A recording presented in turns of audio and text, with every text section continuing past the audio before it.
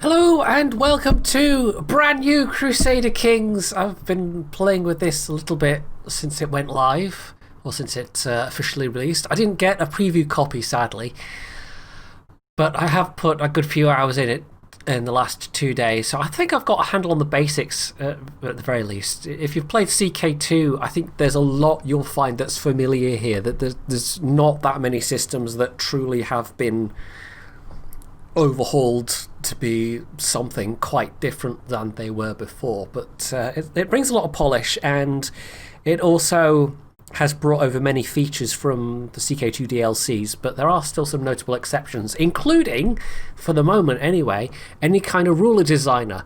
Hence the title that the McJedis cannot return just yet, because there's no way to make custom characters just yet.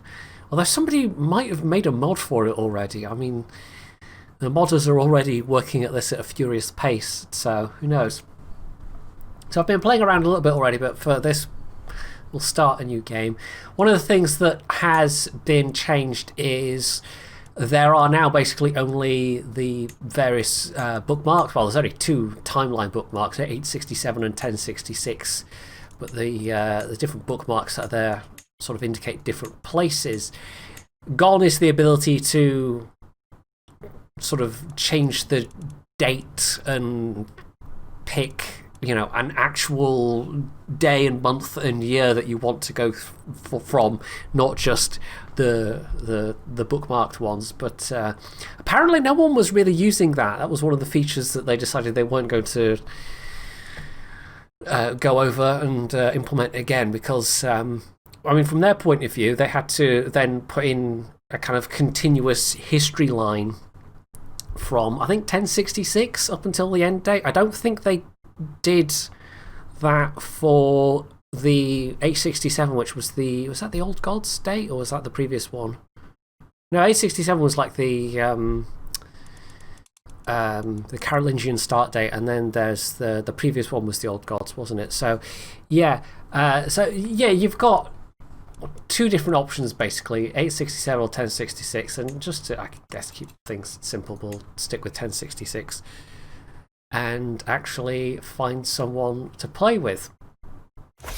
Now, a lot of people are starting off in Ireland. Indeed, the tutorial itself actually starts off in Ireland, but I fancy doing something a little bit different, so I haven't actually decided who I'm going to start with. I mean, we do have the whole world map and then some from CK2. There's a lot more of this kind of west of Africa area. I think this was mostly all represented. Maybe some of these bits down here weren't. And India was, but I think some of these far reaches were previously not areas you could actually pick. So, yeah. So I don't know. Should we do, like, India, maybe? That could be a sort of interesting place to start. I mean, mechanically, there's not too many differences between, like, starting somewhere feudal India and, you know, England, for example. But later on, we might get some. I mean, at the moment, unlike CK2, which did require a DLC, you can't you can't play republics at all right now. So it's basically your standard dynastic families. But unlike when CK2 launched, when you couldn't play republics or anything essentially non-Christian, just about, you have far more options available. So yeah, Chola is at war apparently. So who are they at war with? Does it actually tell me that? I don't know that it does. So they're a Hindu kingdom. They're also a Hindu kingdom.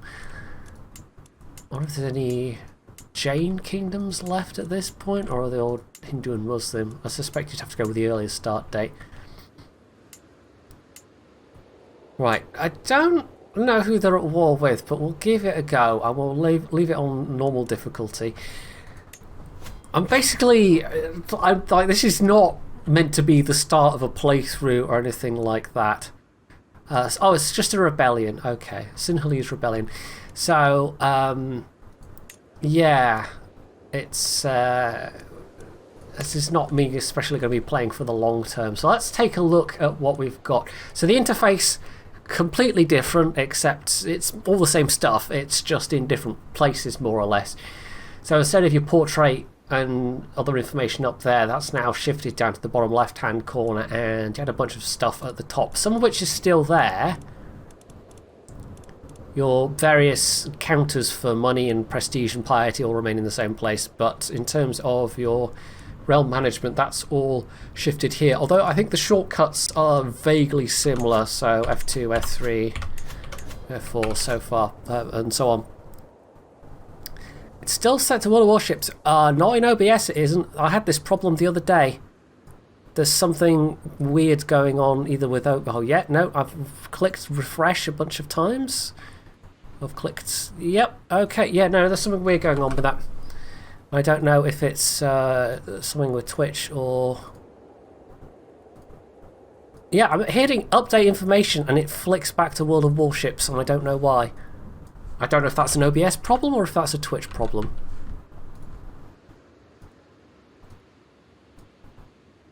Right. I don't know. I don't know if that's updated or not, and if it hasn't, then it's some kind of bug. So what was I saying? Oh yeah, some things are the same. So a lot of things are the same, but some things are different. So as we started off facing rebels, we want to raise all our armies, and you can't do this county by county anymore. It's basically clicking a single button, and it raises it all at a particular rally point, which is by default the capital. But let's say we want the rally point to be in Trincomalee. Can we? How do we add a? Oh, I see. There we go. Add a new rally point. Right. So we want that rally point. Raise all here, and that will start raising all my troops. If you're a pagan ruler, you can also raise troops to be raiders, essentially. Now that might not have been the best idea because the rebels have immediately started marching. Well, I think we're winning this fight.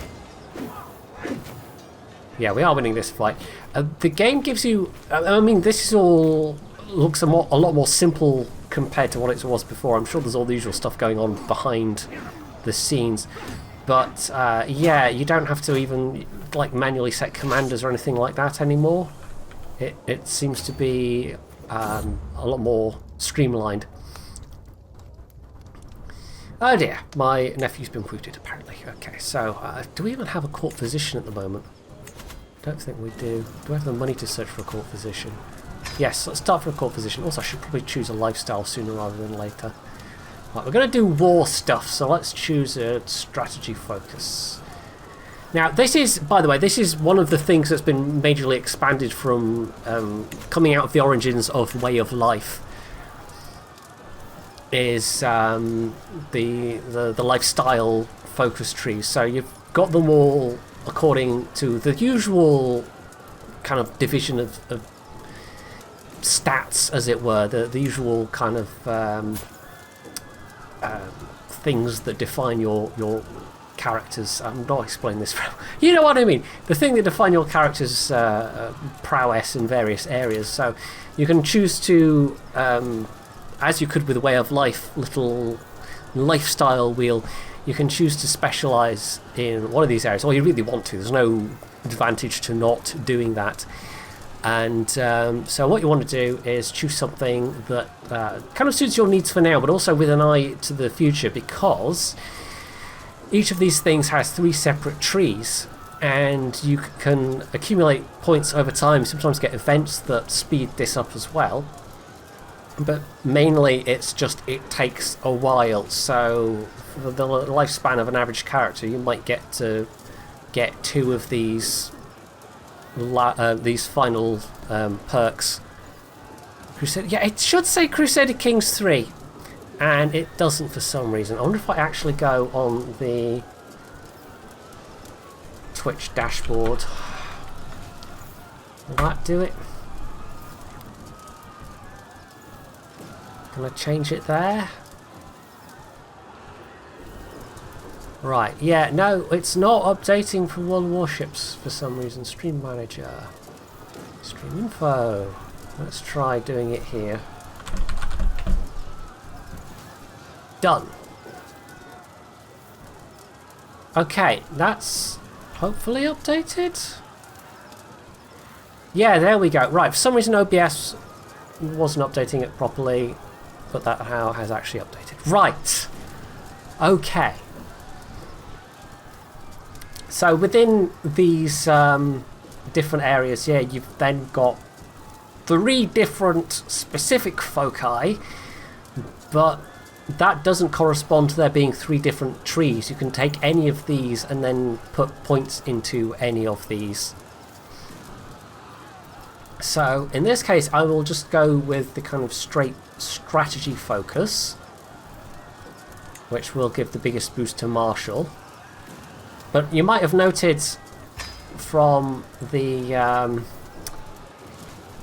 main the main screen, if I go back to here we go. So yeah, depending on your education traits, some of these lifestyle focuses will actually give you more quicker advancement, more quicker advancement. Yes. And as you can see, I've actually already got one of the end of tree traits, and I've got part of another tree. And some of these actually give you really powerful bonuses, but they do take a while to acquire. So we've got that on the go. We are sieging. Provinces are a bit different.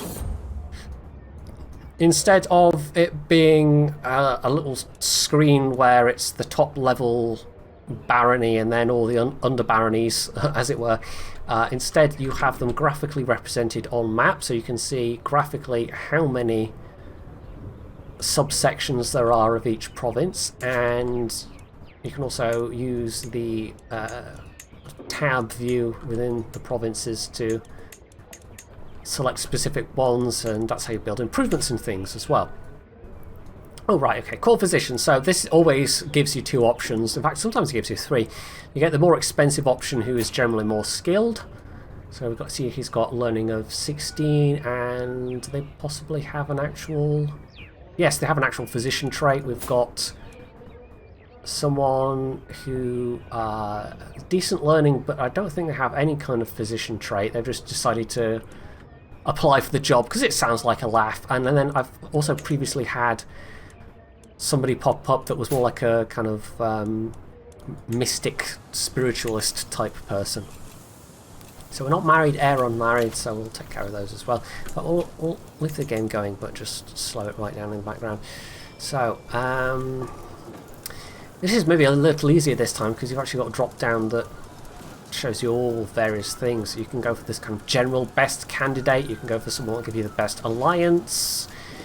Relevance, I guess, is kind of overall best. I don't know. Someone will give you best prestige. Someone who's the highest ranked, or you can go for individual traits, but you can also select that here. So this process is kind of similar. And then there's a whole bunch of filters you can apply as well for like religion and whatever. So that's sort of familiar to anyone that's played CK3. It's just maybe arranged a little bit better.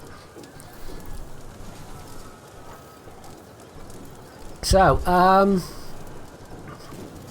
yeah, let's go for someone who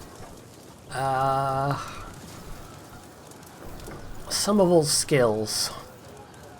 And then 25, she's not too old. She's able to pop out a few babies, but she's just a commoner, I think. So, yeah, that's not going to give my son any prestige particularly. We're also above our domain limit.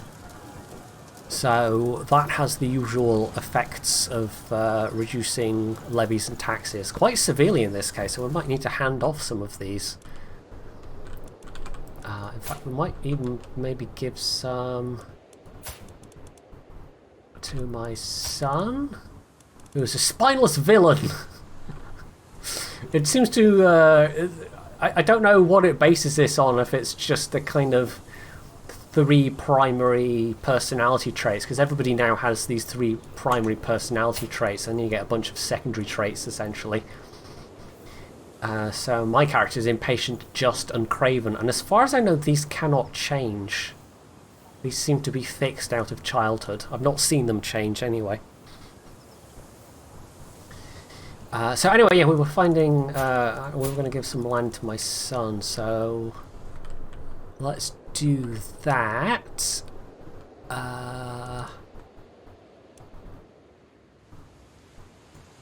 Can we... Oh, because it's under siege, I can't give that to him. So I need to give away 4. So if I give away, say, those 4. Okay, so he's now he's now a vassal, and possibly there's a duchy he's eligible for. Okay, yes there is, and we just don't have enough gold for it yet. So okay, so I could make him a duke. There's also an independence faction that's been created, so we'll have to keep an eye on that. It's in the factions screen, and we can see there only one person, but they are potentially a bit stronger than me. Well, they could potentially get stronger than me if they get allies. So there we go, that's a wife for my son. We should also quickly check out our council as well.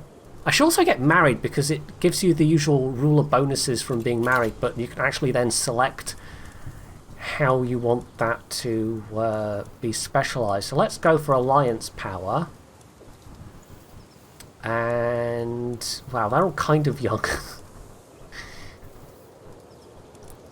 Is there someone we can marry that's able to be married like now? Apparently, there we go. Barony of Busin. Oh well, that's Baron. Don't think that's going to be doing as much good. I guess we'll go with that. Guess we'll go with her. Right, so this is going to cost me a bit of prestige, but that's not a problem. That's the fight we won.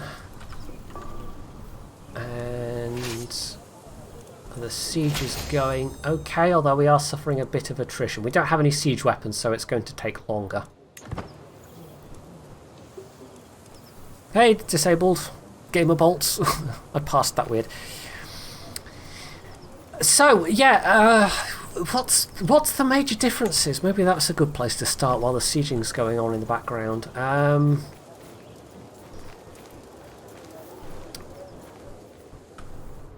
guess there's a lot more granularity to stuff like religion, so there's a lot more variation, and reforming religions, creating your own sort of heresies is now actually a lot easier. But it requires an absolute crap ton of being attacked. It requires an absolute crap ton of piety to do it. Let's just pause that. Oh, that battle's going on. I don't know if we're going to win that. So it's a very similar looking sort of layout, but expanded to the what was the DLC called that added all that stuff? I can't remember now, but one of the much more recent CK2 DLCs that added the ability to reform pagan faiths, that still exists, but even if you're a member of a reformed established faith, you can still create your own personal variant on it and change all kinds of various things, but it gets very expensive in terms of like if I want us to become like equality, lay clergy, spiritual temporal head of faith, so I'd be like a caliph, divorce always allowed. Yeah, I don't know, see, that's already over 4,000 piety, and if you're going from being an unreformed faith to a reformed faith, it gets even more stupidly expensive. Right, let's see if we can retreat from that fight. Can I do that? We might need to hire some mercenaries here. That's another thing that's changed. Yeah, I don't know if we can actually retreat from this. Is there a way to... I've not... It's not a thing I've actually had to try and do before now. We've got better quality troops, but they just completely overwhelm us in terms of numbers. So, yeah. I also apparently have the reckless battle traits, which is not good. So that was a trouncing. We won the first battle, but we've lost this one, sadly. We've also had some people killed in battle. Battles seem to be more dangerous to commanders now. They seem to get killed a lot more easily, so it makes deciding to lead your own armies a lot more of a perilous decision, potentially. So that looks like it's not going so well. These armies will reinforce. That's now a thing that happens to basically all troops except under certain circumstances. But yeah, in terms of mercenaries, I don't think we can actually afford any. Mercenaries are now just an upfront cost for a fixed term contract. So no longer will you get the Company of the Hat taking over Venice because Venice ran out of money. That sort of thing won't be able to occur anymore, sadly. So yeah, we'll need to get those troops to replenish, basically. Oh dear, right. Yeah, my Chancellor's kind of screwed up. It's officially acknowledged somebody having a claim on a bit of my land. Whoops. Now we could probably do with better relations with some of these people. So the Spy Master especially, you want to keep them on side. So what we're going to do is we're going to scheme to make them a better friend. Because you've got now two types of schemes. You've got hostile schemes and kind of friendly schemes, I guess. So you can do something a bit more actively to make somebody a friend rather than just sending them gifts every so often, which you can still do as well. So this, yeah, this war's not going so well. What are these guys actually rebelling for? Presumably to take control of that entire duchy. Yeah.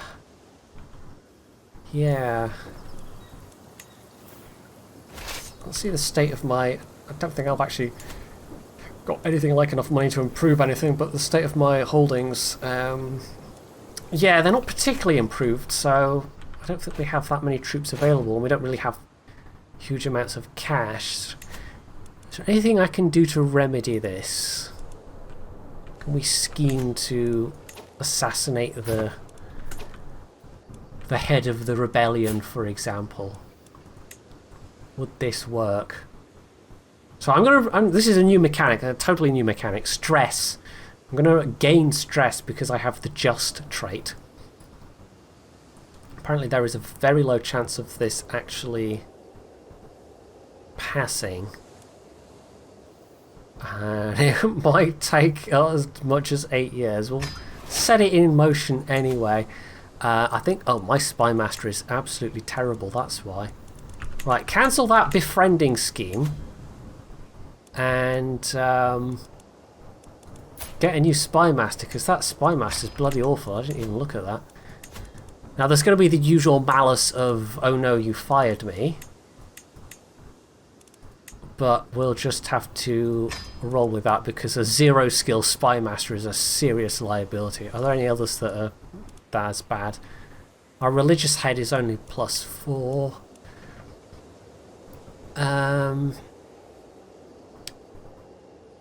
We could go with someone rather better, but I don't know if that's... Oh, actually we'll make him the guy we hired as our... Although... if I do that, we'll actually be worse off for it, so we won't do that, because I think he's the... Is he a holder of... Okay, he holds all of the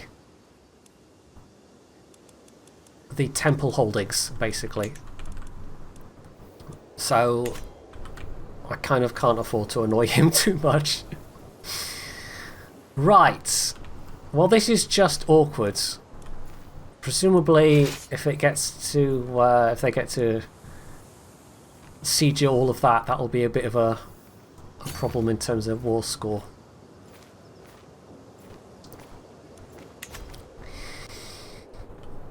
So the other major mechanic I particularly wanted to point out that is definitely a lot different is technology. Technology as we knew it is just gone.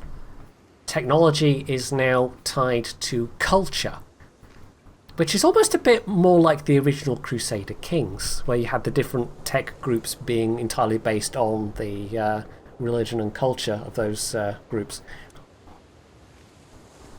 So this button down here tells me what culture we're a part of. And the idea of culture in these games is definitely nothing new, but they've inherently tied it to techs. So if you start off as a pagan ruler, you'll have the tribal techs, but if you're a feudal ruler, you start off with all of these kind of discovered, and there's some kind of unique ones that always go with each culture group, which is quite nice. So basically, the person who is the cultural head of each different culture, so in this case it's me because I have the most Tamil counties in their realm, I can actually select the focus. And at the moment we are focusing on arched saddles, which will let us recruit armoured horsemen as men-at-arms, which are essentially what retinues have become. But there's all other different things as well going on, like some military, some civic, and these then limit your ability to sort of progress through the different eras, which I think they're usually done through the decision group, or at least it was going from pagan to try and become feudal. But maybe once you've become feudal, it just kind of progresses from that point. Yeah, something different. Tonight is plot and stab night. Well, we are doing a bit of pew-pew. We've started off with a character who is immediately facing some rebels, so we might well lose the island of Sri Lanka entirely, because I'm struggling a bit in terms of having enough troops, and I can't afford any mercenaries, and we don't have any holy orders I can bring to bear either. Oh, right, okay, well, this is a pop-up about somebody in my court. So this gives, somebody's getting a weak hook on me and somebody else gets -30 opinion. I can get the person to, which character is this? My son, Aaron Spymaster. So I can piss off my son a bit, and this guy will have a weak hook on me. A hook, by the way, is the favour system from CK2, but it's been rather expanded, and I think you can find those. Yeah, there we go, in the intrigue screen. So it's like the process of calling in favours, but you can do more with it. Essentially, there's more scope for getting people to do stuff that you want them to do, and there's even things that let you essentially extort people for money. Like if you find out secrets about them, you can then extort them for money. So now that I have actually is there any better chance of success? Can I like cancel that and try again, because I don't know if that's auto updated for the fact that I now have a much better. Ah, no, there is a cooldown on that. A 10-year cooldown, right, so... Oops, I didn't know that. Can't just immediately plot to murder somebody again. Oh well, right, so, I don't know if there's anything... Is there anything else we can do in terms of subterfuge against this guy? Somebody in his court, maybe? Can kill some of the possibly try and kill some of the people in his court, which might cause him stress. Can try and kill his son, and that's still not a particularly high chance of success. Doesn't seem like that is I don't know, it's just gained even more stress, and more stress is bad. Right, we'll give that a go. We'll see if that works. And I should probably be seeing if there's any of my vassals that I need to particularly improve. Right, let's sway him. So I'll get sometimes events, sometimes you just get an opinion increase. So they're just about... How are they doing? Problem is these rebels have an awful lot of men. I can try and lift a siege while they're sieging down there, but they might just split off. Although if they split off, that would actually be in my favour. So if anyone has any questions, by the way, do let me know and I'll do my best to answer. I don't know if there's anything particularly pertinent I'm missing right now.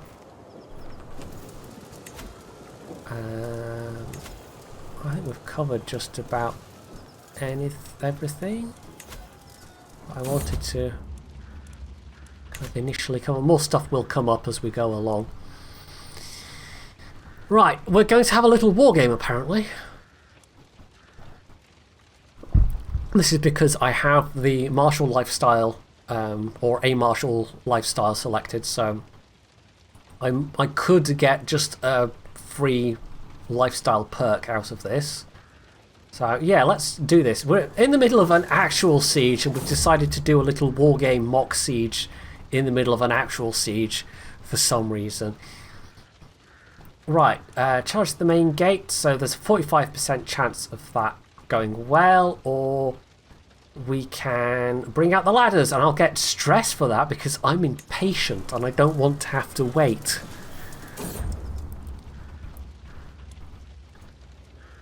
Right, so we're up on the battlements and 25% chance to take the risky approach, or we can get another 10 stress and 75%. And we're going to actually tick over into the first stress level, but hey, I'm demonstrating the game for you and I don't really care about this character too much, so right. Oh wow, I can get extra super duper stress because I'm Craven. So we'll take the patient way. There's just stress whatever I do here, so that's ticked me over to 1 level of stress. And this has meant I've had a mental break. Oh dear. So this has an impact on your overall health as well, which is represented by the little heart. So what we can do is we can de-stress, but that gains me the trait of reclusive, which actually has an impact on my overall stats. We can gain the trait irritable, which also has a thing on stats. Actually, that's -1 martial, which is the last thing we want right now. And then we can gain even more stress. But what we'll do, we'll try the reclusive thing. We'll take the hit. So there we go. 1 martial lifestyle unlock, and we've dipped back under that stress level, but we've gained a trait that is not necessarily the most desirable trait. Oh, so let's keep that paused. So, what do we want? Stalwart leader? Serve the crown, perhaps.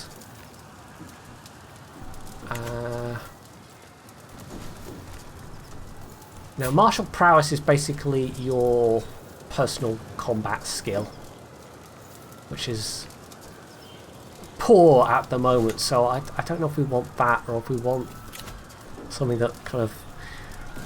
What do things lead to?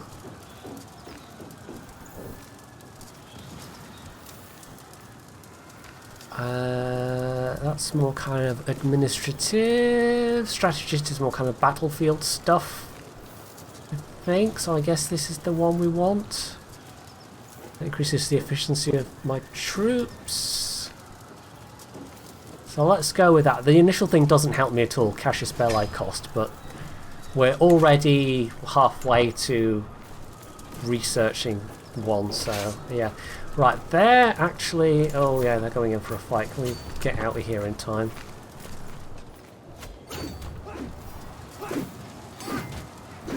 I don't know if... This is one thing I don't actually know if it's possible anymore, retreating armies.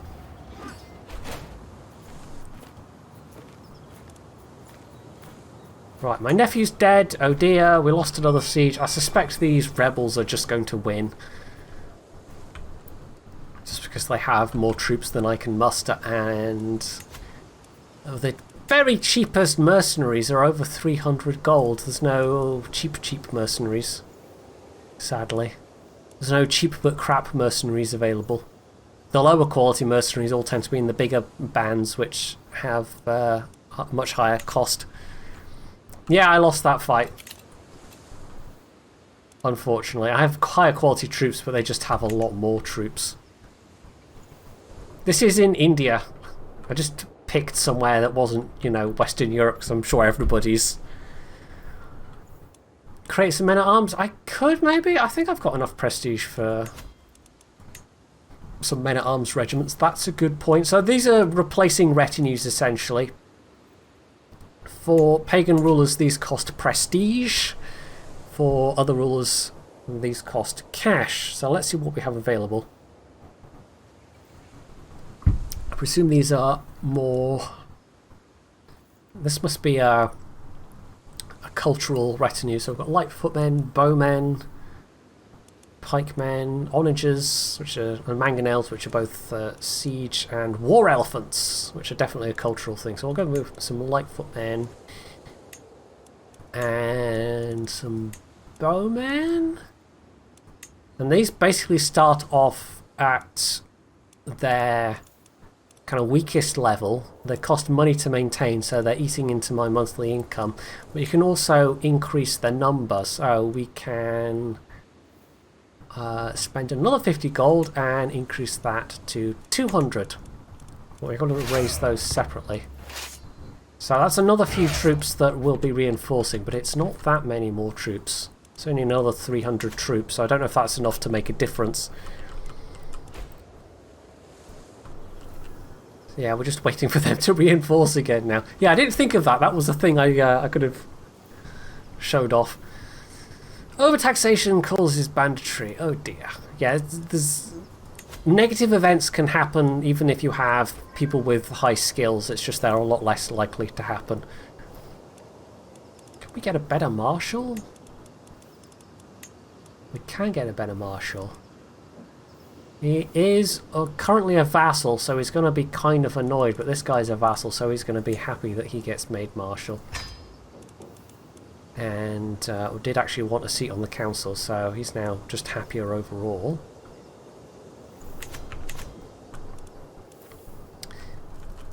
So let's maybe speed things up a little bit. So my scheme to sway this guy is going okay. You can get some idea of the outcome of the battle when you send your troops to intercept some enemy troops. So in this case, could we maybe switch the overall commander? No, he's pretty much the best we've got. I've got an equal martial skill there.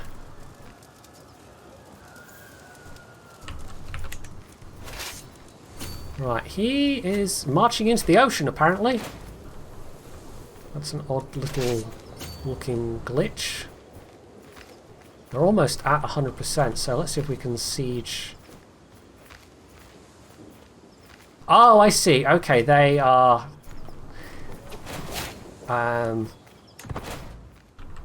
Okay, so we lost that war. Yeah, anybody... That's a change as well. You don't... Boats aren't a separate thing now. Anybody can now just embark troops onto boats.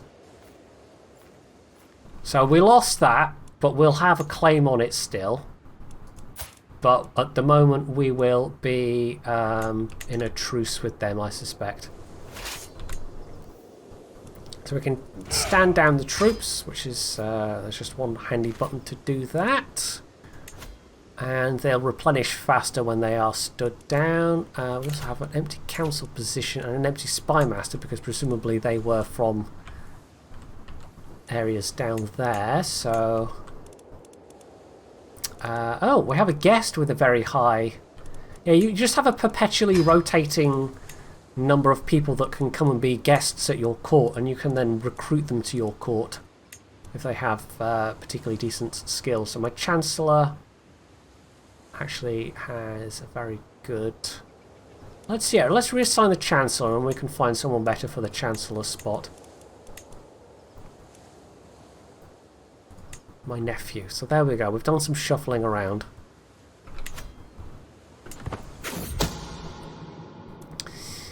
My Spy Master has... oh, interesting. Okay. Oh, this is for the murder plot. Okay. Let's try that out then. This is going to make them feel a bit unwell. Let's continue with that murder plot. Just, you know, revenge. We're going to kill his son. Why not? And... mercy for the mercenaries. Okay, what's this? I can pay 110. Generosity to mercenaries. Mercenary high cost minus 10%. Or I can gain stress because I'm just... my tankard is knocked out of my hand by mercenary reeling from a blow, and all hope of relaxation drains away onto the floor along my cider. The Thomas thugs have been drinking me dry without paying for days. Okay, so we can choose to pay their bar tab. I'm not sure why we'd get 10 stressed because we are just...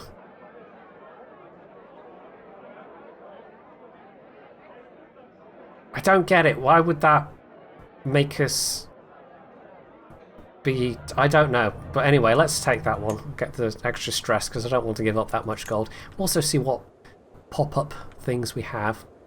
So we can convert a county and we can increase the opinion of somebody who has a particularly low opinion. You also have various other kind of standing notifications of wars we can declare and such like. So apparently we can convert a county. Let's actually get that on the go. So as before, your councillors can do various things. So we are... oh, Vaishnavite apparently. So we're converting the counties of the Krishnavites. We also have Shivavites up here. Are these like accepted?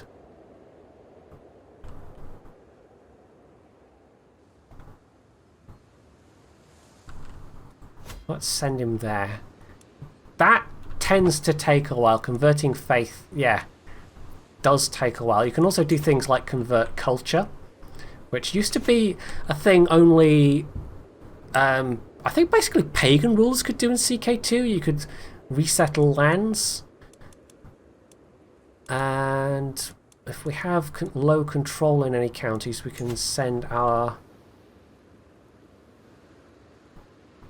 marshal to do that. So he's going to basically boost our control level up to 100, and this is a stat for each county that kind of dictates low control means lower taxes and lower levies basically, and low control persistently over time can cause problems with rebellions and the like.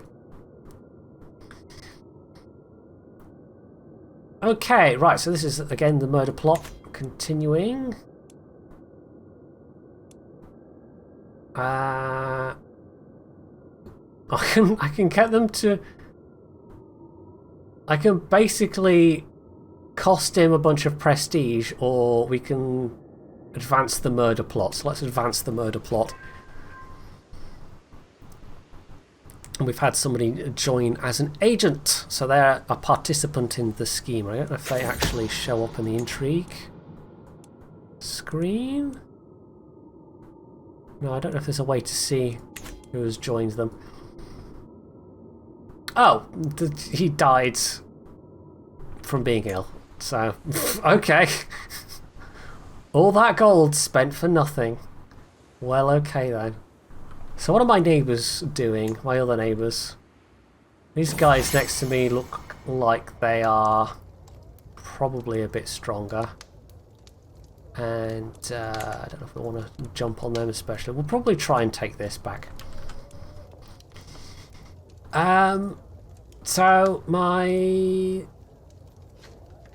I think it's just a vassal, a random vassal. He's gotten me to take a day off, which is going to reduce some stress, and he actually gains some stress himself. Or is this in response? No, he gains some stress at the cost of me reducing some stress, so that's quite nice. There might be mods for that, Foo, I don't know. I haven't looked at... Right, mind you, it's only been a day it's been out, so somebody might not have done a mod for that already, but I'm sure there will be. So this is an event pop-up to do with swaying somebody. Chance of success 65%, chance to gain some prestige, and yep, that does the trick. They're now positive, and that fire from council malice will go away eventually. Are there any other vassals that we would maybe particularly...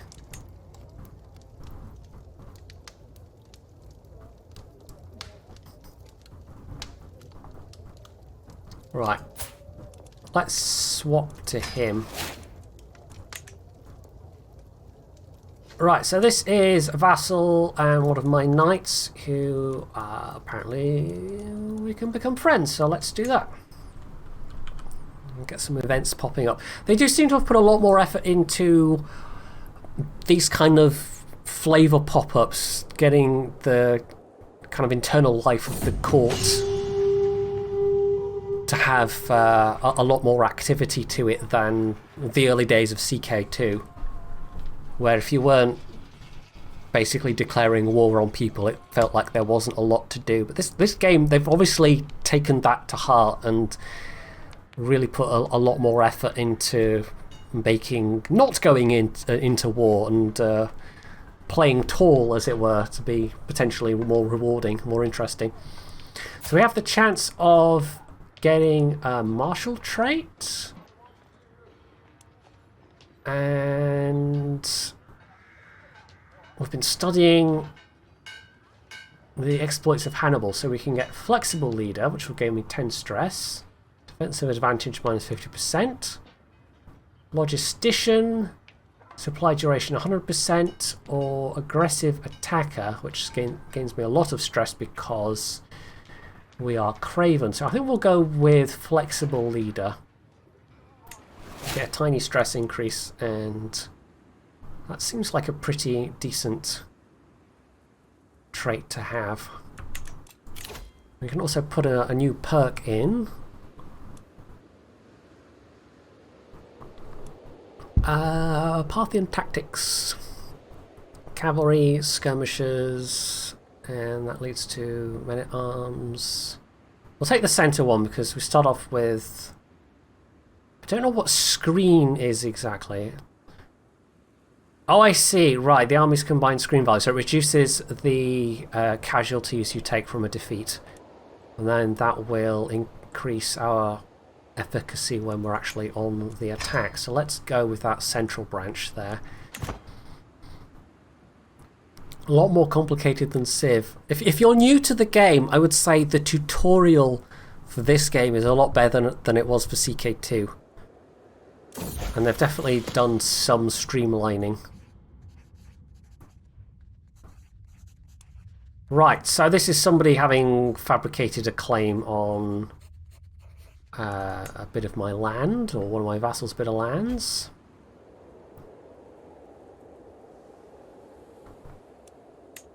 How long do we have to wait to declare war on this guy?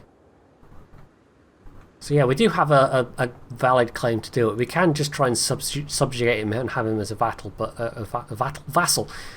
My claims... I can only do one set of claims, however. Right, so she's now old enough. We're married. I can get some gold out of it, which I think we will take because we'll probably need that.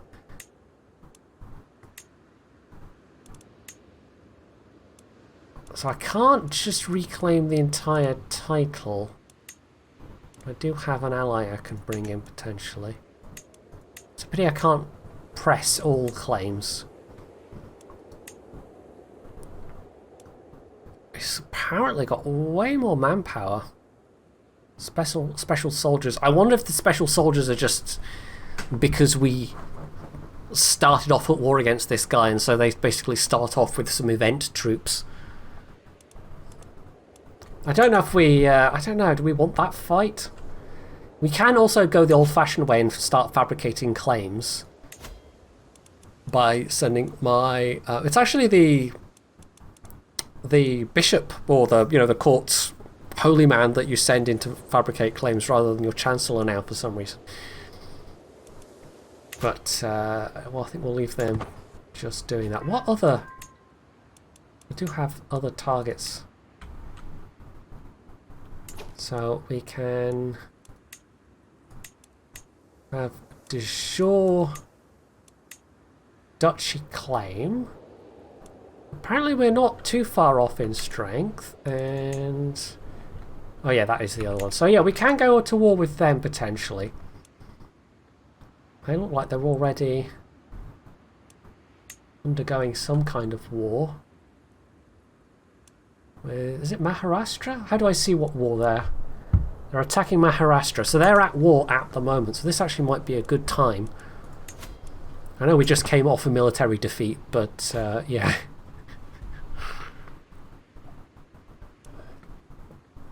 Yeah, we lost it. Unfortunately, they just had a lot more men because they had some event troops. Holy Fury, there we go. Yeah, they've expanded. Like, if you really look through it, there's a lot more choices you can make, and even just the kind of primary three tenets. There's a lot of ways you can slice and dice it, and there's probably some really unbalanced things that you can do that people will discover as they play through. So yeah, let's just let our troops recover a little bit. And, oh, someone that passed away, so... Right, we're married now, how come she's not...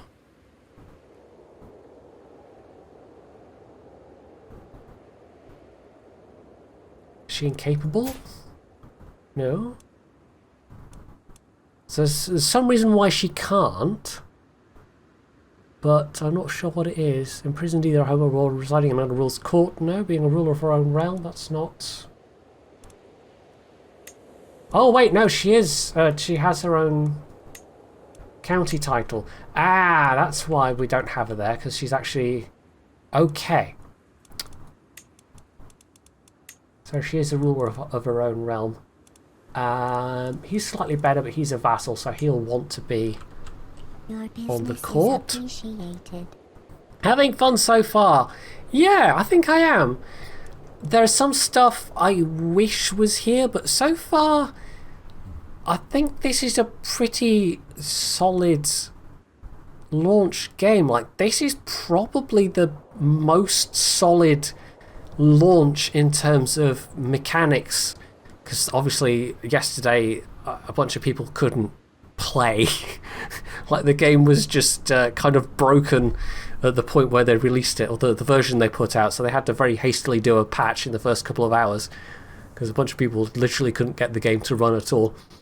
But technical issues aside, in terms of just the amount of stuff here, it almost doesn't feel like a Paradox game. Paradox games can end up feeling quite empty at launch, like there's not a lot to do. But they've I guess had the advantage of they've taken everything that contributed to the eventual richness of CK2, all the stuff that the DLC added, and they've cherry-picked a lot of the best bits. So they've had the benefit of that experience. There's a tenet that makes everyone walk around naked. I shouldn't be surprised. There are some very odd ones. Right, and talking of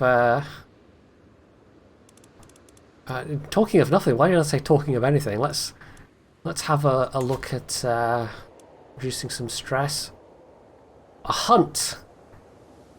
Yeah, that's expensive though. Right, maybe not a hunt because we'll want some mercenaries. We only just have enough cash for mercenaries, and whereas in CK2 that would have been a no-no, because mercenaries now operate on a fixed contract with a fixed upfront cost. That's actually made mercenaries, I think, a lot simpler. You never need to worry about running out of cash during a war.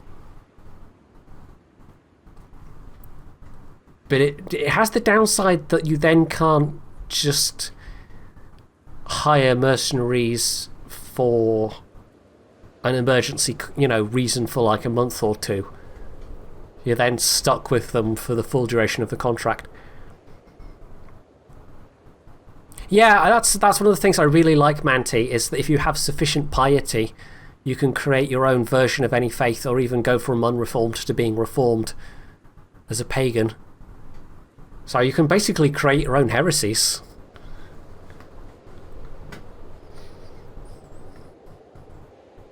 You want to see a battle? Well, this war against Maharashtra is still ongoing, so I think what we'll do... We've got enough cash now. Yeah, their military's a bit depleted. So we'll declare war and go for this de jure claim. So this is de jure part of my kingdom, but it's part of their kingdom at the moment, so we can go to war for that. So that's fine. We had enough prestige and all that, so let's raise armies. I might not even need mercenaries. Let's hang on to the cash for the time being, because their armies have been quite depleted by this war with Maharashtra, so we might actually be okay. And there comes another martial perk, which is perfect timing. Now we don't have any... In fact, you know what we could do? We could put that money towards some siege engines. So what's better, mangonels or onagers in terms of 0.3 per day, 0.6 per day? These are only a little bit more expensive in terms of gold and everything. Why would you ever go for onagers if you had mangonels available?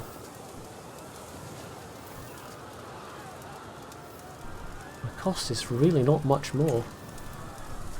So we'll raise them. They raise us like a separate little army, and we have to march them up. My culture has joined the High Medieval era, so let's take a look at that. So that's interesting. I figured, because when you're pagan, and this is one of the things I was when I was playing around with it, when you're pagan, if you want to advance to being feudal, you have to have unlocked all of these advances, and I assumed it was tied to the eras, but maybe it's not. Anyway, so we're now higher medieval and have access to more advanced things, but I don't know if it's worth getting some of these researched. I mean, some stuff like... I mean, that's essentially your tech tree. Stuff like your succession laws is entirely tied to that. In fact, we can even increase our crown authority at the moment. Because our current succession laws are... I'm going to click on the... Where are we?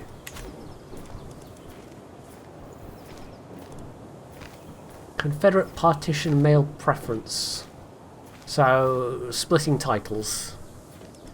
You can add laws to specific titles, but some of these are tied to cultures, so I can't become a Tanistry because I don't belong to the right culture group, sadly. But I can't remember where that is now. Where's the...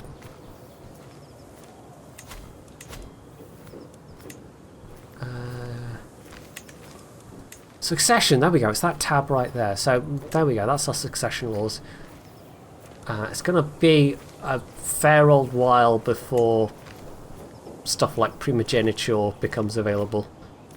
So we're basically stuck with sets of laws that split the titles upon player death.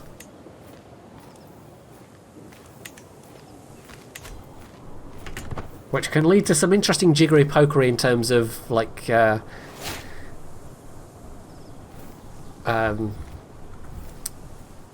trying to, like, you know, assassinate people and all the rest of it. Did they integrate Bloodlines into this one? Yes, they did. Now, I think that's decisions. Consecrate Bloodline. So that's a thing that can happen that gives your Bloodline a particular trait, which is like a kind of a religious bonus. But there's a whole other thing going on with your dynasty. There's kind of like, well, they call them legacies, but this is essentially the kind of inherited things that will apply to all of your ancestors. So if you click on your shield, and this is to do with partly, I don't know if it's partly prestige or if it's wholly just renown, but renown is your dynasty's reputation, essentially, which is separate from prestige, which is your character's reputation. So yeah, at the moment we're noteworthy and almost reputable, apparently, which is quite good. And that itself gives some nice bonuses. So children get born with a certain amount of prestige depending on the renown rank.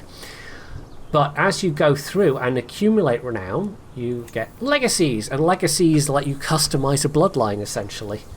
So bloodlines are not quite the same. There's no kind of set bloodlines unless there are some running that I haven't encountered in, you know, existing pre-made historical characters. But yeah, as you can see, again, different. It's not even a tree, it's just a kind of a track for a whole different set of kind of focuses, I guess you would call them. And they get progressively more expensive, so you want to pick and choose quite carefully and kind of base it on how far down each one you want to go. So there might be like some basic ones that you want to do, but you know, you spend 1,000 here and then 1,000 there. Well, you've spent half the cost that you could have gotten the second one. So yeah, there's some interesting stuff in here. None of them are super powerful that I've seen. They all just give some subtle but nice bonuses. So at the end of the lore track, we get a domain limit +1, which will go for everyone of this dynasty, I expect. Vassal opinion +5, stewardship lifestyle experience +10. This middle one is always +10 experience trait, apart from kin, which gives spouse opinion +10, fewer complications during pregnancy. And I think that one is, yeah, that one's to do with traits, so lesser chance of new bad traits or bad traits being inherited, kind of thing. So yeah, none of them are like super powerful, but they're kind of just a little bit useful.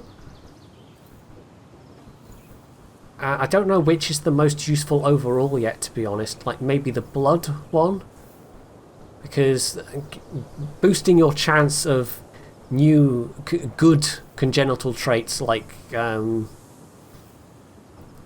intelligent or strong or whatever, that seems like it would be really quite handy. So yeah. And then this one here, select a congenital trait to become more common in the dynasty. That one seems pretty useful. And then +5 years of lifespan. Yeah. But The kin one seems kind of useful as well, but maybe not as useful. So yeah, there's all kinds of things going on. They're not... I don't think these are as powerful as the Bloodlines in CK2. Maybe that still exists in some form separately. I mean, you can still find the people descended from Muhammad. They have their own special trait. I don't know if I can find somebody that has that. There might be some list somewhere of all the characters that have special starting traits. Right, I have a son, so hurrah. Right, we've won that siege. The sieges will be... even just having a small number of siege weapons makes sieges a lot faster.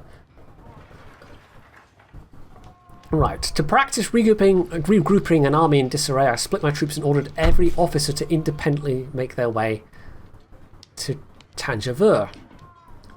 Of course, by the third day of waiting, but we're only half my army in place, I start to see flaws in the plan. This seemed really bad ideas while we're actually in the middle of actual wars, but whatever.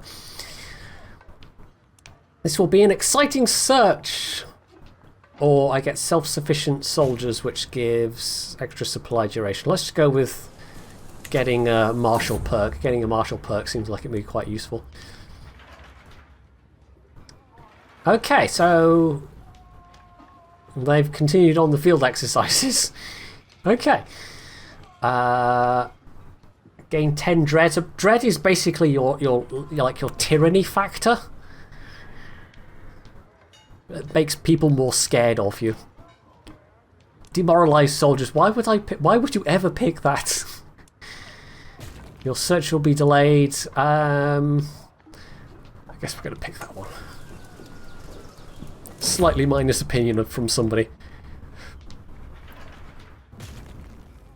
Passing through a small village, I realised that though clad in simple cloth, the guards we were seeing everywhere were carrying weapons with my mark on them. Oh dear. So, this is some random dude who's proclaimed himself the Divine Guardian, and soldiers have just gone, yeah, alright. Sure, you're the Divine Guardian of this town. Sure, okay. Right,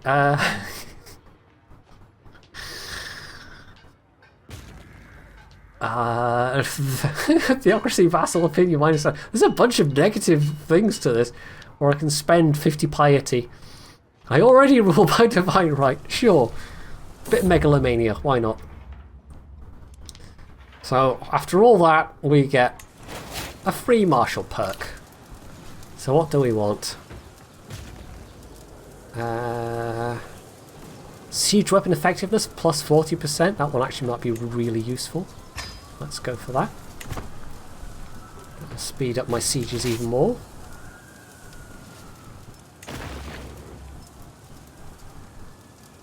You don't get the assault option unless you have siege weapons that can damage the walls. This seems like a visual bug, by the way. I don't think that image is supposed to repeat itself. So how's the ward doing? Plus 10% so far.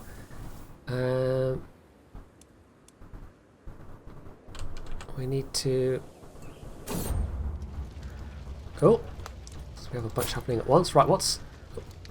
drag that over here. Right. Friendship. No longer. And... oh dear. So I can dive off my horse, or I can be... oh, I got 15% chance to get martial lifestyle Jedi and experienced rider, or 85% to gain the chance. Wounded, I think we'll take the slight prestige hit. Corporate Flieger, no kitty cam. It's on its way. It's on its way. Apparently it's going to be dispatched on the 15th of September, so I've got a couple of weeks to left to wait. Right, how about we start sieging the actual contested title? Which is... Is that now held by Matt? Is that somebody... Slightly confused. Oh, and also, who's just declared war on me?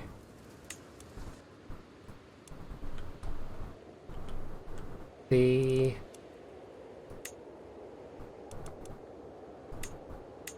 Oh, those guys, right.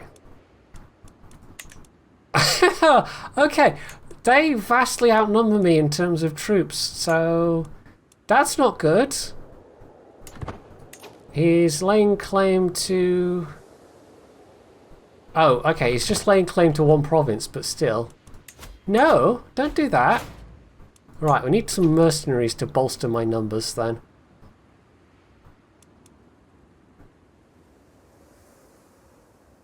There's various options. Let's go with the... Heck, we've actually got enough to get one of the much larger bands. Well, let's go with these guys. They're elite quality, because troop quality does now matter quite a lot. So we've raised them up. And... Oh, we're going to want to link them up with my army, basically.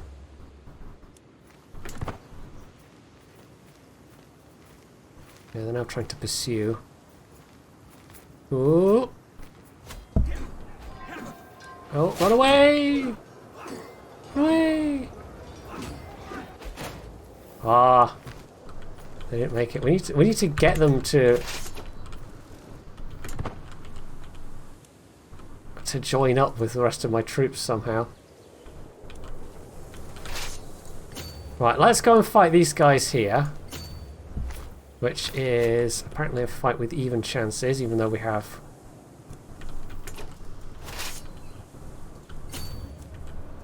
Right, now we don't want them to go that way, we want them to avoid the enemy troops.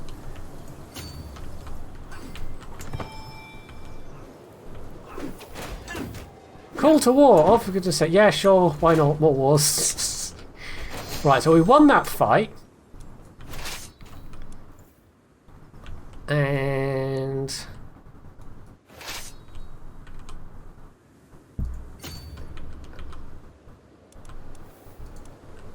let's try and join these guys up in the same place. And that might be enough to take on this army. It should be in terms of numbers.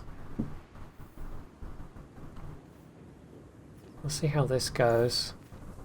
Oh, there's a fight going to happen there. See if we can march those guys in time. They actually look like they're winning on their own.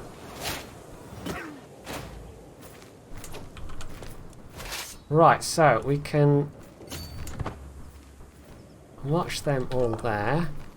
2 wars at the same time. Oh, 3 wars now, technically. It's so exciting, you guys. Right, merge them. 3,700. And... oh, do I want to try and lift this siege first, perhaps? So I have an empty council position. Ah, Marshal. That one's quite important. He's a vassal, so he'll be quite happy to be my Marshal. See you, Foo! Yeah, the multiplayer. I haven't actually tried this multiplayer yet. I need to find somebody to do that with.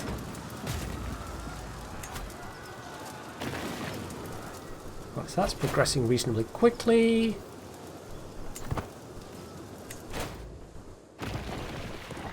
That was the war I was called in to help with. That's fine. We don't really care about that.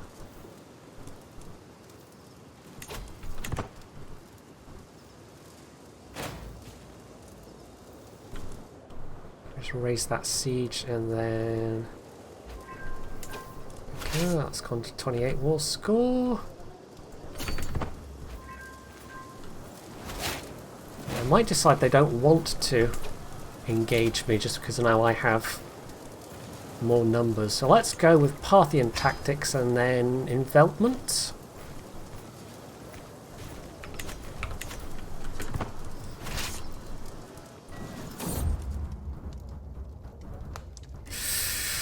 And we have a daughter. Okay, good, good.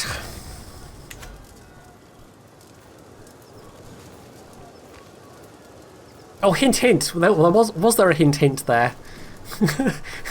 Corfin Flagger. Oh. Oh, I don't like this.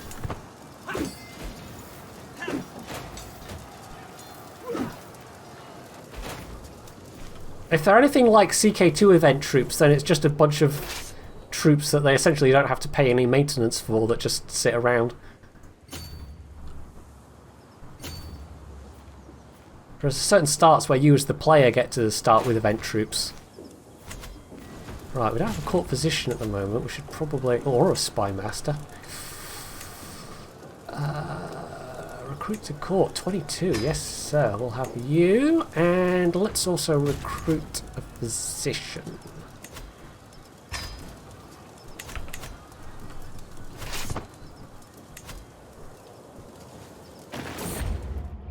Court physician. Let's see. She doesn't have an actual physician trait, but she has got the much better learning, so let's go with that.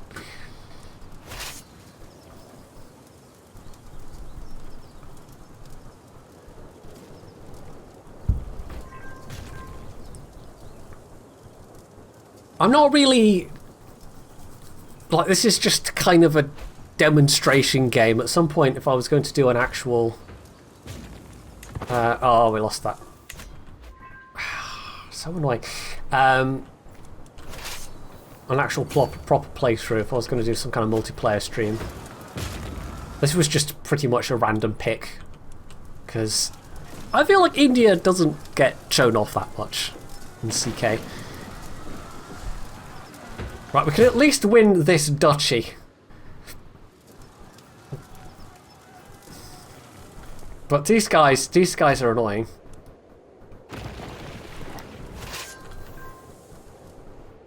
Right, so that's now all under my control, I think. Also contesting control with people.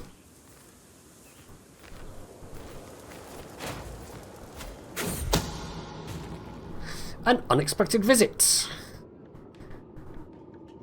Oh. Okay. He's doing something.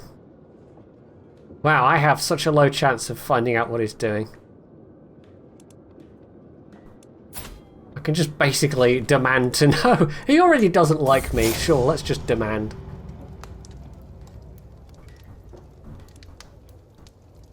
Okay, so it's me having found a secret about somebody.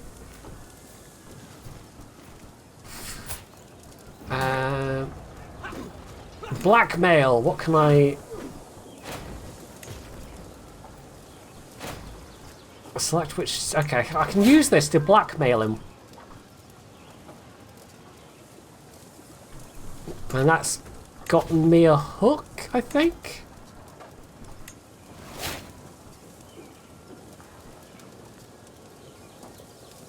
Right. Okay.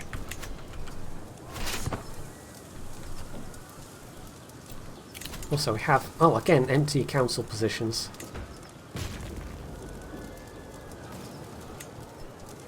And Spy Master. Probably because we lost that land. My nephew, he's not great, but better than nothing. We've just played Vikings so far, okay.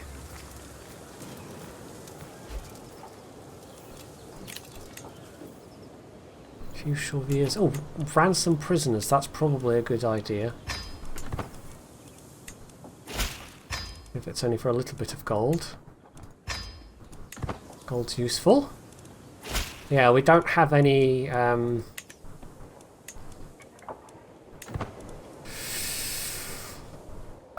don't have enough knights to kind of fully fill out our roster.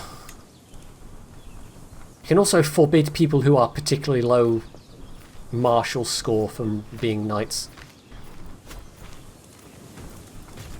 Do we not have enough? Oh, we can. Okay, recruits.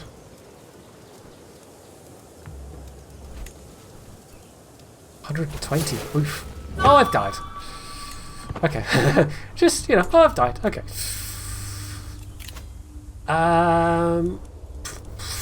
Well, we get a bonus into intrigue. That probably means he already has some intrigue skills, so let's go with that. Skullduggery, intimidation.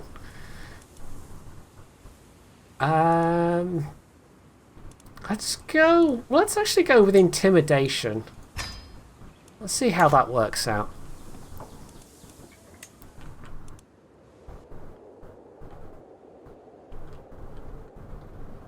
Right. So the war goes on. We don't have anyone commanding it at the moment, though. So there we go. And we also have a dangerous faction at play. Peasant rabble. Okay. So we might have a peasant uprising on our hands. Smooth operator. Mortal adoration. Okay, so we've gotten a bunch of points into seducer already.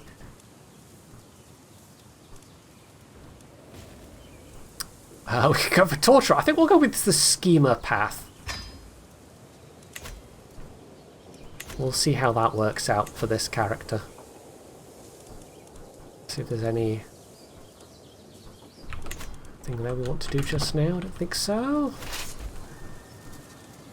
There's probably a bunch of stuff I'm missing just in that, you know, I've been playing this game for literally 2 days.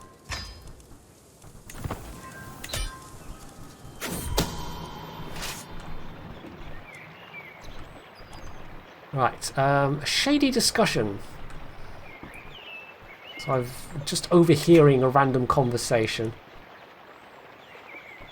So they're talking about my Chancellor.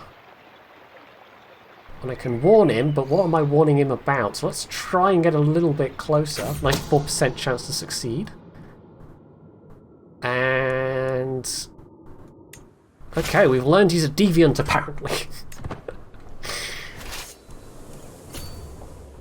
Right, we've also won this war.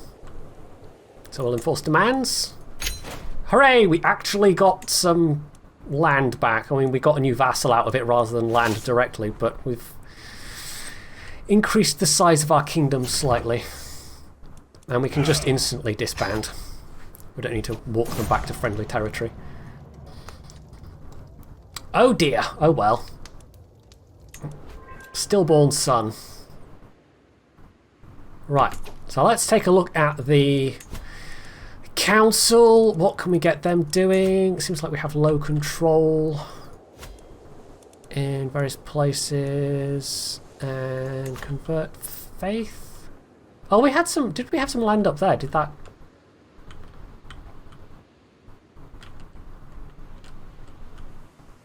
I think that was. That must have been inheritance that took that away from us. Half brother. Yeah, that was an inheritance thing, I guess. So yeah, there is a lot to do. Where did you find your prisoners? It's in the court screen and there's the prisoner tab. But you also get notified if there's prisoners you can have. It's in the kind of the issues drop down. Oh, also, in talking of issues, we can designate a guardian. Let's actually designate myself because you then get event pop-ups that happen. Invited for a feast. Sure, okay. Hopefully nothing untoward happens at this feast. So my son's gained the trait Charming. Probably do with getting a court physician as well.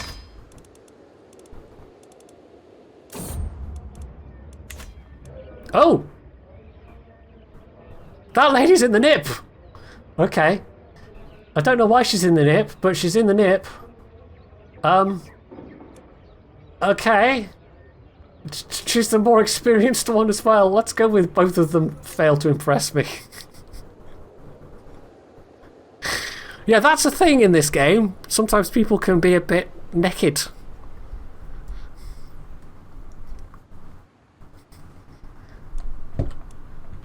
So, you know, there we go. Instant demonetization. Right, we're slowly climbing back up in terms of manpower. Okay, here we go. This is the peasant rabble. Increased autonomy for 10 years, control by -75, or every county in the faction -25, peasant rabble starts a war. Let's go with taking on the filthy peasants. Oh, and somebody's blackmailing me.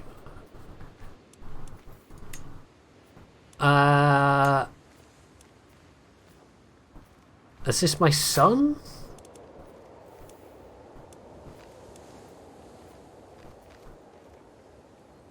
Evidence of all doubt about Vishnu. Wait, who's Vishnu?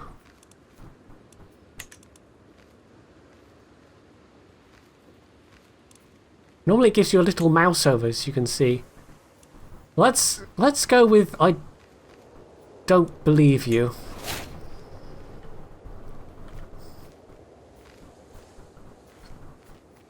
So they've gained a hook on me of some kind. Right, raise all armies.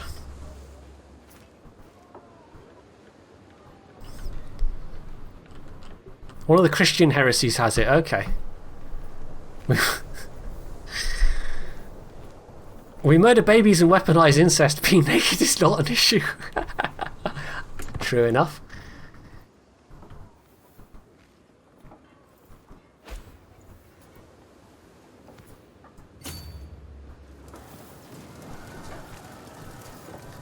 Right, now do we actually have...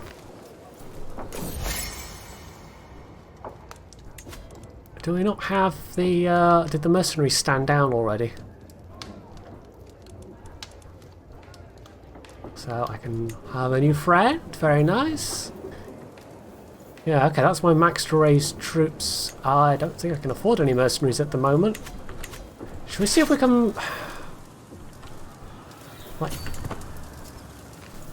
pick some good defensive terrain? Battle chances are even. Because terrain does still matter. There we go. With one. Expand all. And he's in prison. And because he's in prison, we can move to dungeon. Torture! I mean, we could just execute, but let's see what torture does. Might discover secret if he has one. I'll gain stress because I'm sadistic and craven. You wouldn't think I would gain stress because I was sadistic, but craven maybe? Oh, maybe let's just go with execution then. Off with his head! Oh, it doesn't say how he's... I kind of missed that, actually. In CK2, you would get a little sound effect in the background corresponding to how exactly they were executed.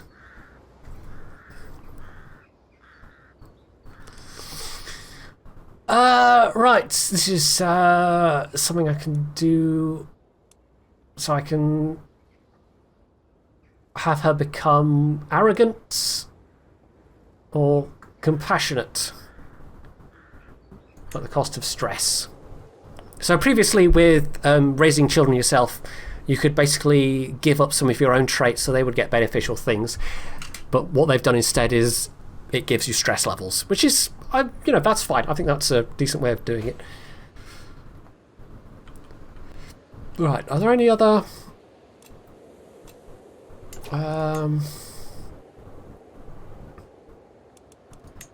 particularly ripe titles? There's still them. But they somehow have all of this manpower. They still have all these event levies, these event troops, over 2,000 of them, which makes them really tough to beat. We can attack them because that was previously all mine. And they really don't have a lot of troops, so let's go for that. Let's increase the size of my lands again. Also, I should probably have my marshal... yeah, he is currently increasing control. So we have low control as a problem, which I think will give a higher likelihood to peasant uprisings, I think. Also, maybe we should go on a hunt or something. That reduces stress, right? Go on a hunt. We'll get some events for that. So we didn't find anything. I can basically lie and get prestige for a cost of 20 gold and get a hunting trophy, or I can get humble honesty, which will get the thing to... There we go. Direct vassal opinion +5. That, well, actually, even if it's only +5. Although maybe the prestige would be useful, having lost all these wars. Okay, let's go with the prestige. Okay, there we go.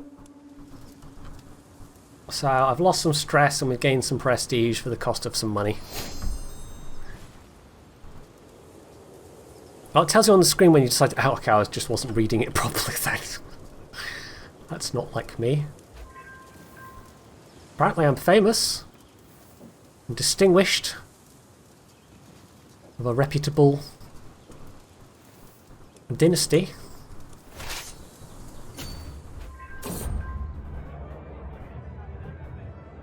First, 2 horses dressed in fancy bridles and feathers, and then a wagon laden with coffers and people. Before long, my retinue and I are accosted by a touring theatre company, all colourful clothing and lively people. I've not seen this event. There's a whole bunch of events I haven't seen yet. They have put a lot of effort into just adding flavour into this game.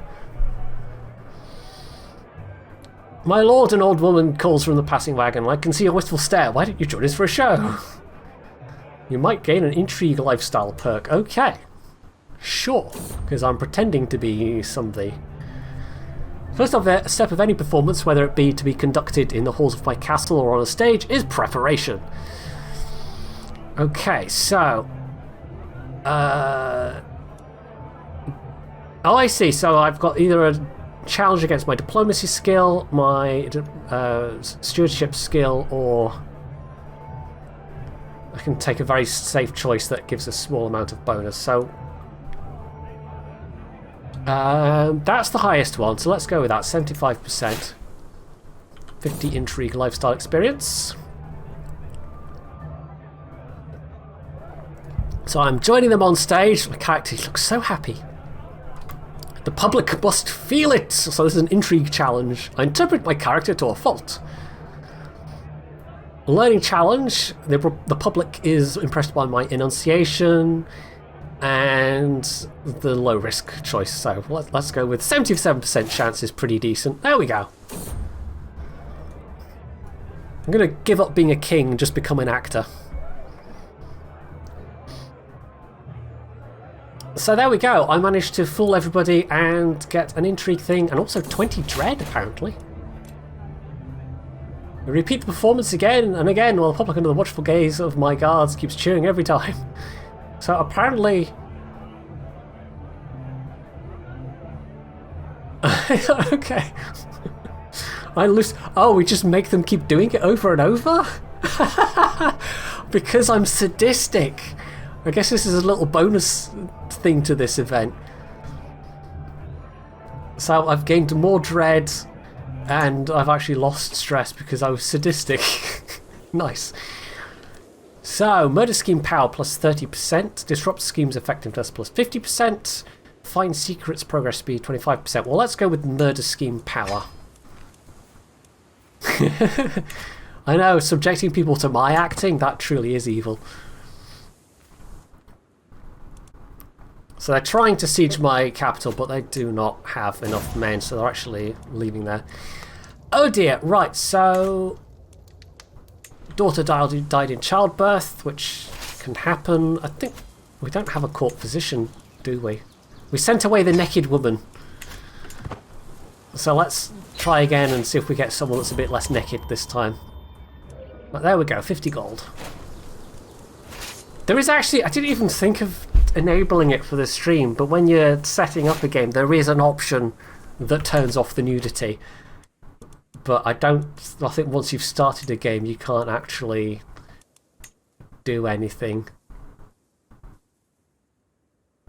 No, I think that's purely in the rules setup screen for a game.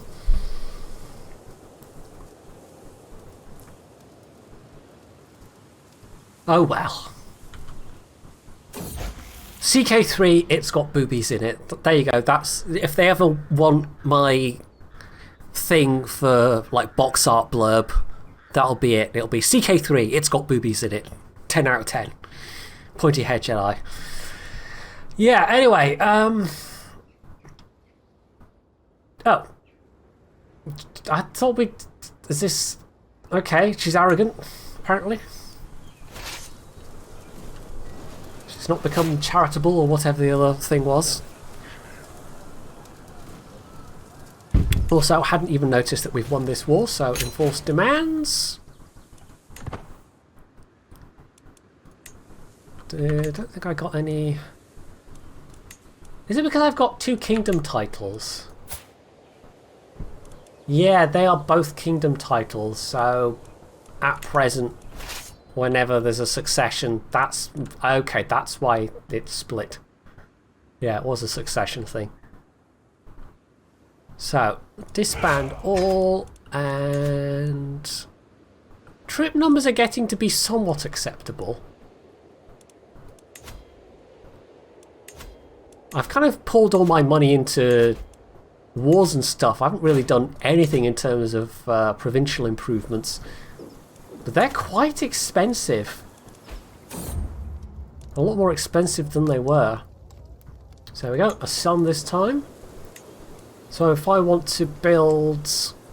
And they also take a lot longer to build, so... let's see... This gives fort +1, supply limits, garrison size, etc. So that'd be quite a good one. 300 gold. It's definitely on the pricey side, but potentially there are stewardship perks that reduce that. Let's just, yeah, take that one. So, who are we going to scheme against? We could always try and kill this guy. We should be able to plot to murder him again. 24% chance this time, so that's a lot better than it was.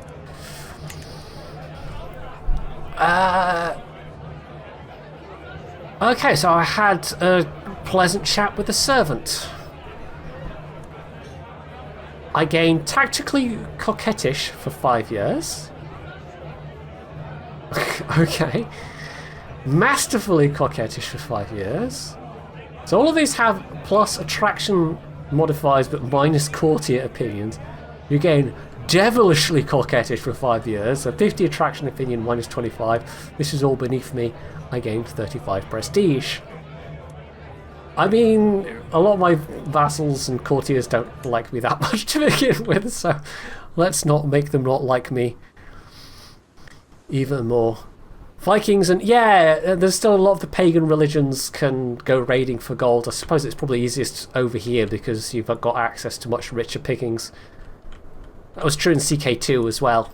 Start off as a pagan, you just go raiding for gold and can roll around in giant piles of it, but you then are kind of stuck with not actually that much to spend it on.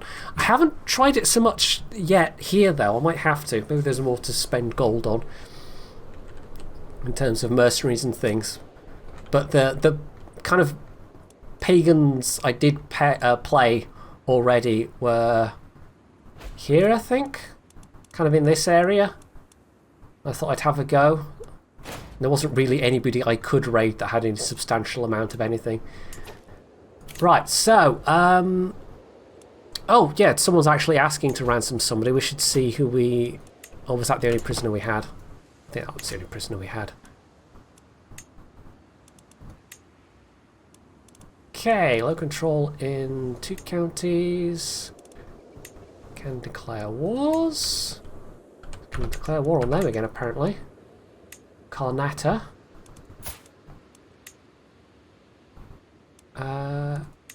Which... Oof! Okay, pressing somebody's claims. This would be a current vassal of mine who... Wow, they have claims on a lot of stuff. But that would make them a super powerful vassal. I'm not sure I want to do that.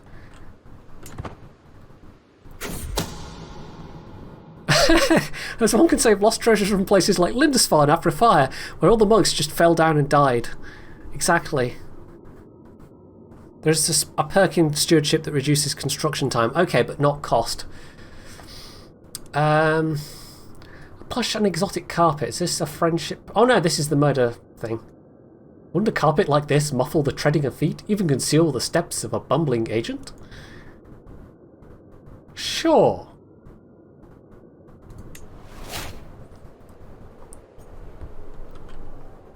Let's do that. It's only got about a 1 in 4 success chance, but it's not terrible. I mean, you know, there's still a chance it could happen. So this is my daughter and ward, and I can get her to not be greedy. I can show her how to make friends at a feast. Loses the trait greedy against the trait gregarious. Let's go for that. So let's see what we can do ourselves. Go on a pilgrimage. We haven't done that yet. It will cost a bit of money. Pilgrimages are now way more widely available to characters than they were before. Right.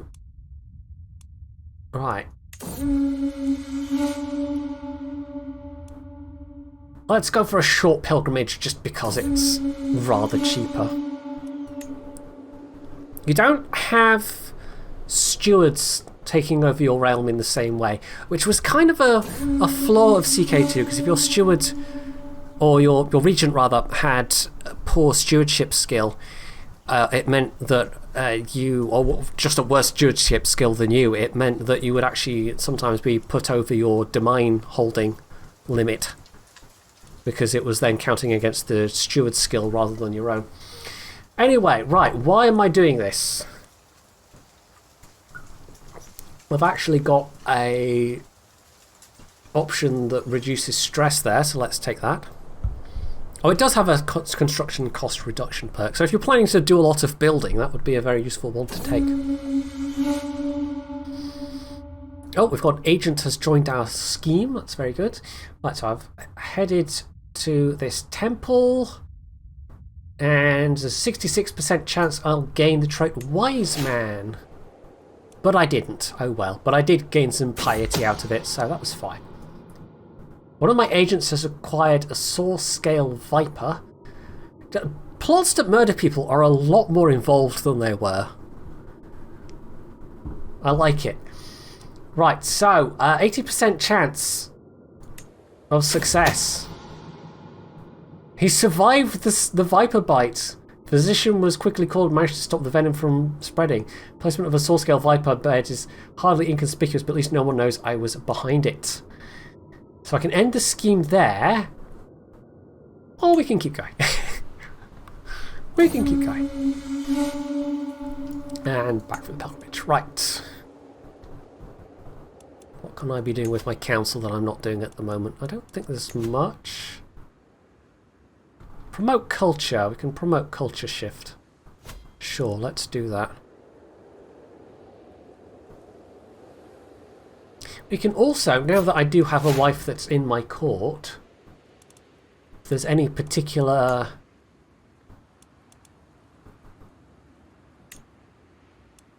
That boosts my martial skill a bit, or I could... Let's still a little on the minus side, but that's a lot better than it was. Yeah, let's stick with that. But yeah, this is the thing I was attempting to point out before, is that you can just have kind of general assistance, which gives a little bump to all of your stats, or you can choose something specific, which gives a much bigger bump. But how much of a bump you get depends on the stats of your spouse. Right. My wife is hosting a tourney, and I can cheer for my knights, my chevaliers, or I can gain prestige. Let's gain some prestige out of it, sure.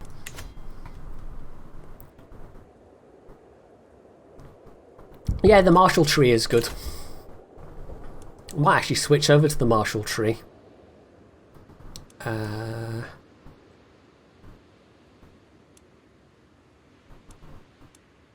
When secrets progress, let's go with disrupt, and then actually switch over to martial. So what do we go for?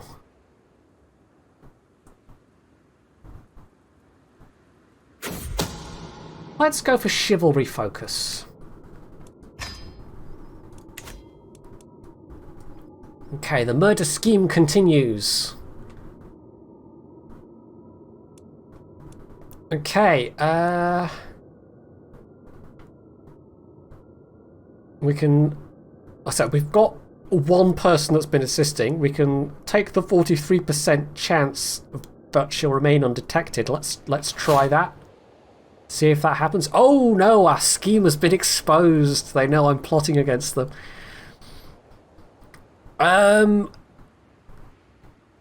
Folded shirts, I have no idea. I assume there will be a plentiful DLC. They're already doing which is actually the one I got, the Royal Edition, which is basically a pass for like the first couple of DLC.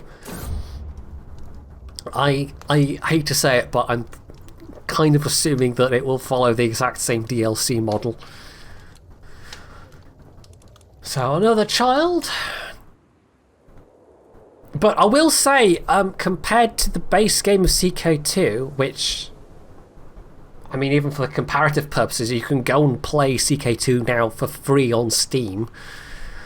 That is now, you know, they've made it for free. It's just all the DLC that costs ludicrous amounts of money. The base game of CK3 has a lot more going for it. Like I was saying earlier, this is, in my eyes, the strongest PDS game we've had out for a while upon launch, especially compare it to Hearts of Iron 4. Stellaris was fun but deeply flawed.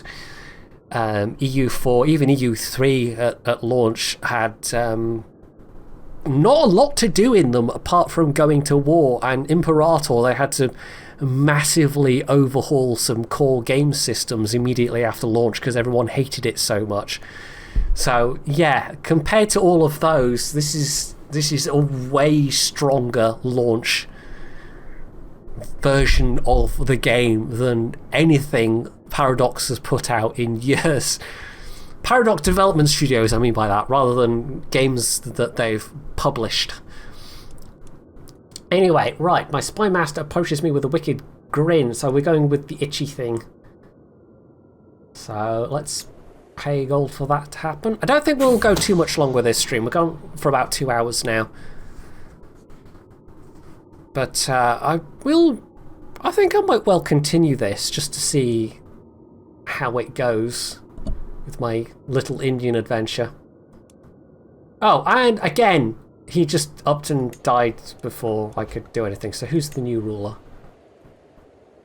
They still have those event troops, but he has fewer overall troops. He's a boy of...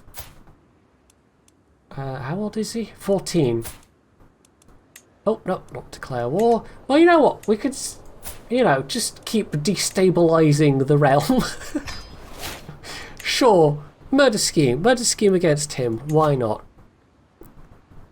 Let's also make my Spy Master a bit more friendly, so we have a bit of extra defense against stuff like that myself.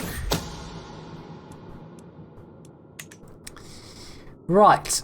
So we're going for the same. We've had that one already. I mean, just in terms of scale, CK2 when it first came out was like this. Or a little bit more. It was kind of like that. And then as they added stuff, we ended up with parts of Asia, India, and we even have more of Africa than we had in CK2. The only thing that's really missing compared to CK2 with all the DLC is there's no off-map China to deal with. That's about the only thing. Right, my priest has been helping himself to the donation box, so we've actually gained a level of devotion out of that. So we're now faithful.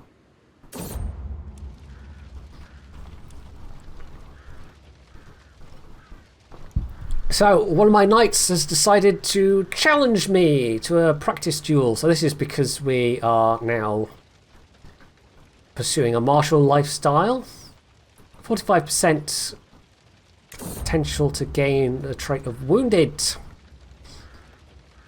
And so we can just be a complete bastard and like whack him so hard that he himself is wounded, and yeah, I will gain some dread out of that, but also lose rather a lot of prestige. But no, we're not that much of a bastard. So yeah, we've won the practice duel, and I've gained some experience and opinion from that guy. Yeah, Africa was like about up to there, and then we have this whole part here of Western Africa and a little bit of the Horn of Africa, I think more than we had before, but not that much more. This is where we seem to have a lot more.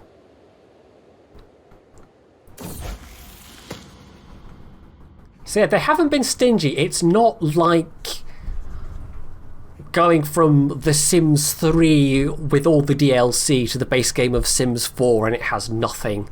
Or, I don't know, there's probably loads of other examples you could think of from game sequels, series sequels, where you've got a bunch of DLC with crap ton of features, and then the Civ series would be a really good example there as well, where it was the same going from Civ 4 to Civ 5 and then Civ 5 to Civ 6. I think particularly going from Civ 4 to Civ 5, Civ 5 lacked a lot of stuff compared to Civ 4 when it with the expansions when it first came out, and then it required the expansions to add that stuff back into Civ 5. So yeah, right. So my daughter has come of age. We could potentially get her married off to somebody. There seems to be fewer restrictions on matrilineal marriage now as well, in terms of cultures being able to do it. So do we just go for the kind of an all-rounder? Alliance power, perhaps? We could potentially get an alliance with Karnata. And he's got a congenital trait of hail, which is a good thing. So let's go with that. They'll be of the other dynasty, but sure. So now we've actually got a fairly powerful ally. We might be able to take on these guys. But if we do, I think I will make that for next stream, because I'm thinking this is probably a good time to end it in terms of not making it too long for YouTube purposes. So yeah, hopefully I have explained stuff and answered questions well enough. And to wrap this stream up, I'll reiterate rather, overall this feels like a pretty solid launch from Paradox. This actually feels like it's a good game that's worth the money, and regardless of Paradox's DLC policy, which can be kind of prohibitively expensive, for the amount that they're asking for, there is potentially a lot of game and a hell of a lot of replayability just in the base game. And that's even before we consider the modding community as only just getting their teeth into it. Already, there's a total conversion mod which kind of sets it in the ancient Greek world, and there's another one that adds vampires as a thing. Immortal vampires. I haven't tried that one yet, but I think I might have to. So yeah, they absolutely, this is been one of the strengths of Paradox, is they absolutely recognise the value of letting the modders do things to their game. Shattered World, I hope returns. Yeah, I hope they add that in as a free feature at some point. I mean, I said at the very beginning about not being able to make my own custom characters yet. That's something I know they have said they're going to release as a free DLC feature at some point as a ruler designer. I'm presuming they intended to maybe do that at launch and then pushed it back for time reasons. But yeah, the Shattered World thing would also be quite nice. I mean, even when you're setting up, and if I save this right now, go back to main menu, there's already shades of being able to exit to menu, there we go, being able to randomize things. You can't break everyone down to just the county level, but if I where are you? Game rules. If I look at the game rules available, I did see it. So yeah, you can completely randomize faiths. It doesn't make up faiths in the same way that it did with Holy Fury, but you can also randomize ruler placement. So yeah, you can mix things up quite a lot. And yeah, there's the character nudity thing. Yeah, I should have turned that off. I should have turned that off for stream purposes, but it's too late now. Oh well, it's fine. There's quite a lot you can change here. I mean, you can set it so there's no end date, for example. You can change... some of this stuff was kind of familiar from CK, so, Mongol invasion, but you can also make it, inverted gender equality so that matrilineal rules are the norm. You can... there was stuff like you can make everybody gay if you want, kind of stuff. Sexuality distribution. All sexualities in the game are common. Homosexuality is the most common sexuality, and you can, make people make everyone bisexual or asexual. You can really mess around with stuff to do some interesting things. You can just make the world gay if you want to. Gay and naked. So, at the moment, you cannot marry a demonic immortal horse, but I'm sure if you give it time, you'll be able to do that just like you can in CK2. So, yeah, there is a lot to like here, and doubtless the DLC is going to be numerous and probably not that cheap, but yeah, it's a really, really solid game from what I've played so far. And I was maybe a little hesitant about it considering the recent history of Paradox and game launches, but no, this is their strongest one by far in a couple of years. So yeah, if you enjoyed CK2, I think there's very little doubt you're going to enjoy this, even if it doesn't have quite all of the content that CK2 plus all of the DLC had. So yeah, that's it for this stream just about. I will find somebody to host for your entertainment. And yeah, the religious reformation stuff as well. You can do some wacky things potentially. So yeah, who shall we foist you off on?